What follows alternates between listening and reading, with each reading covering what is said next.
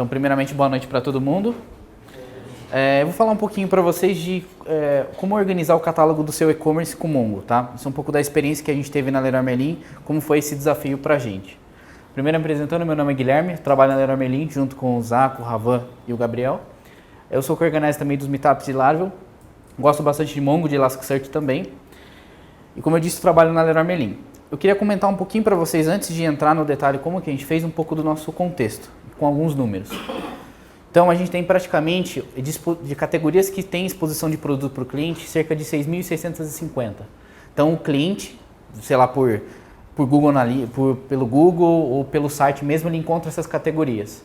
Dessas categorias, eu tenho o que eu chamo de esquemas, que são 748 agrupamentos diferentes de produtos. Por exemplo, todos os tipos de torneira possíveis na face da Terra. De bancada, de parede, para jardim, de tudo que você imaginar.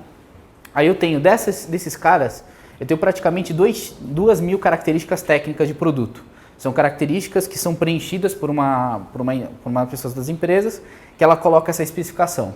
Eu tenho cerca de 70 mil produtos ativos hoje no site, na média, e o grande desafio é que a gente tem uma renovação de gama muito alta. O que significa isso? Sai produto de linha, a cada ano 20%.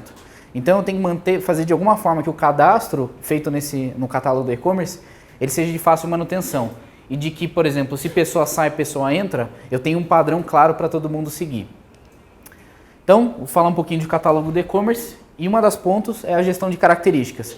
Que isso é uma das coisas que a gente enxergou como muito importante, não só para organizar os dados e para isso.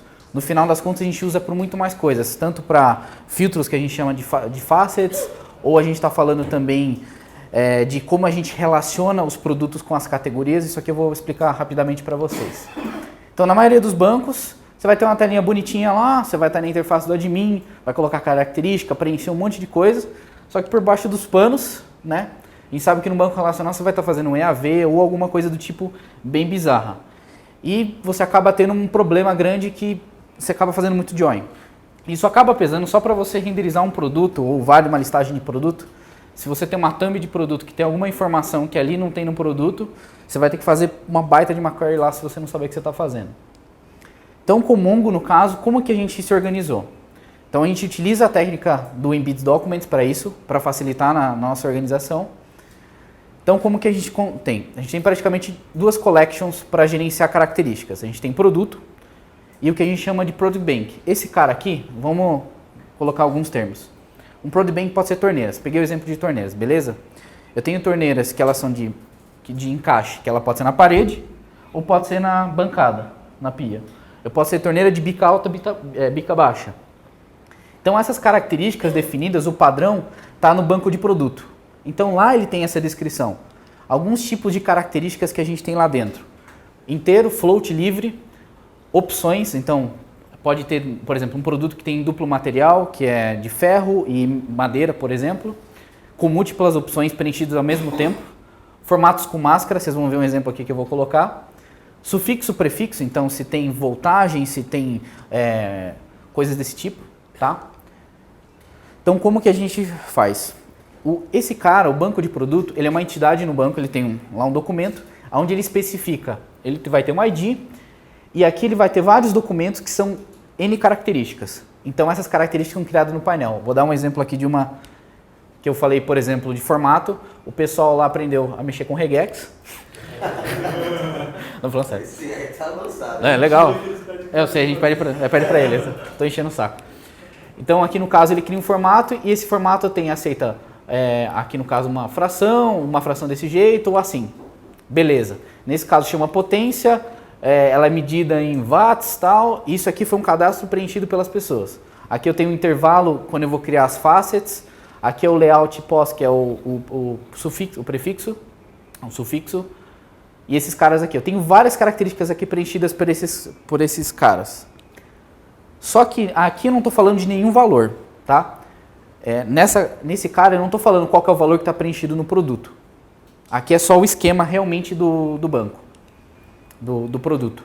Aí o produto é anexado diretamente a um banco de produto. Então ele detém realmente os valores das características preenchidas. É onde realmente eu vou imputar valores de fato.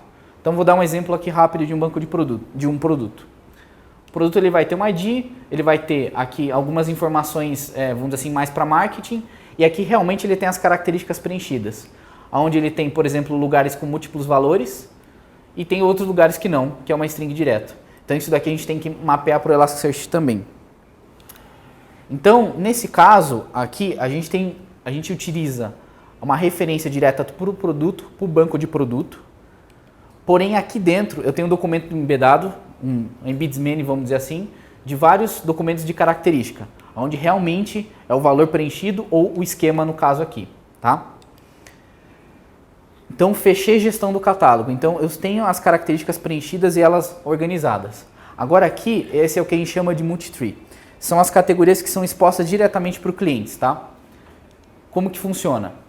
Nesse caso, a gente tem um trick que, como é uma árvore, ou seja, ela só tem um único pai, ela pode ter múltiplos filhos. Então, como funciona? Eu tenho a referência para o pai, aqui no caso, que é um ID de um cara que está na própria collection, e aqui dentro eu tenho os ancestors, que são, no caso, o nome que a gente colocou, que são documentos embedados dos caras de cima. Por que eu preciso disso?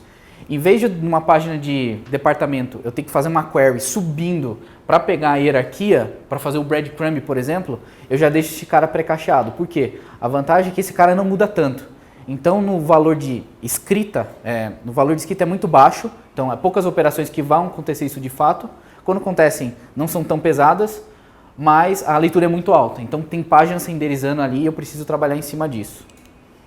Então, para conceitualizar rapidamente o que eu tenho aqui um banco de produto. Então, produto acessa o banco de produto e o multitree referencia produtos.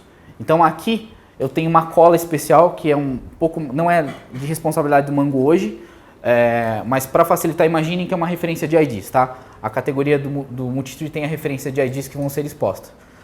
Isso não é de verdade como acontece lá dentro, mas é mais para facilitar porque já entra um pouco no território do que o Elasticsearch ajuda a gente aqui. Aí vocês vão perguntar, mas por que a gente não embedou o ProDBank? No nosso caso, a gente pensou o seguinte, bom, esse cara está mudando muito ainda. Então a gente vai ter várias escritas aqui acontecendo no dia e o pessoal muda bastante ainda. Então, por uma definição nossa, a gente falou, primeiramente vamos colocar esse cara numa collection separada, a gente vai ter abstração. O ponto que isso aqui também geraria uma repetição muito grande nos produtos, então se eu tenho um produto que tem... Não, na verdade eu tenho um banco de produto que tem, sei lá, 4.000 itens, eu vou ter 4.000 vezes o mesmo documento aqui dentro. Então, por repetição e também por esse motivo, a gente deixou separado numa collection. E era isso que eu tinha para falar para vocês.